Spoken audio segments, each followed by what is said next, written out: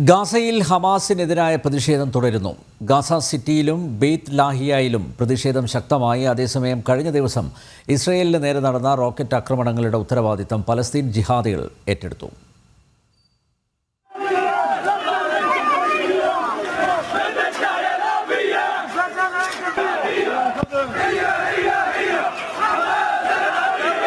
രണ്ടു ദിവസം മുൻപാണ് ഇസ്രായേലിലേക്ക് ശക്തമായ റോക്കറ്റ് ആക്രമണം ഉണ്ടായത്.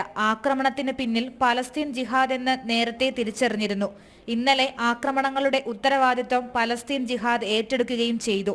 ഈ ആക്രമണങ്ങൾക്ക് പിന്നാലെയാണ് ഗാസയിൽ ശക്തമായ പ്രതിഷേധം പൊട്ടിപ്പുറപ്പെട്ടത്. ഗാസയിലെ ജനങ്ങൾ ഹമാസിന്റെ പതനം ആഗ്രഹിക്കുന്നതായി എഴുതിയ ബാനറുകളുമായാണ് പ്രതിഷേധം. തങ്ങളുടെ വീടുകൾ ഹമാസ് ഉണ്ടാക്കിയ യുദ്ധം കാരണം തകർന്നു, കുട്ടികൾ കൊല്ലപ്പെട്ടു, ഹമാസിന്റെ യുദ്ധക്കൊതി അവസാനിപ്പിക്കണമെന്നും ഗാസയിലെ ജനങ്ങൾ ആവശ്യപ്പെടുന്നു. ശക്തമായ പ്രത്യാക്രമണം റോക്കറ്റ് ആക്രമണത്തെ തുടർന്ന് ഇസ്രായേൽ നടത്തിയിരുന്നു. ഈ ആക്രമണത്തിൽ വൻതോതിൽ ഗാസയിലെ സാധാരണക്കാർക്ക് നാശനഷ്ടങ്ങളുണ്ടായി.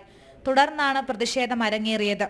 ഹമാസ് തങ്ങളുടെ രാജ്യം വിട്ടു പോകണമെന്ന ആവശ്യമാണ് ഗാസയിലെ ജനങ്ങൾ മുന്നോട്ട് വയ്ക്കുന്നത്. ബന്ദികളുടെ മോചനം നടക്കാത്തത് ഇസ്രായേലിനെ കടുത്ത നടപടിക്ക് പ്രേരിപ്പിക്കുന്നു.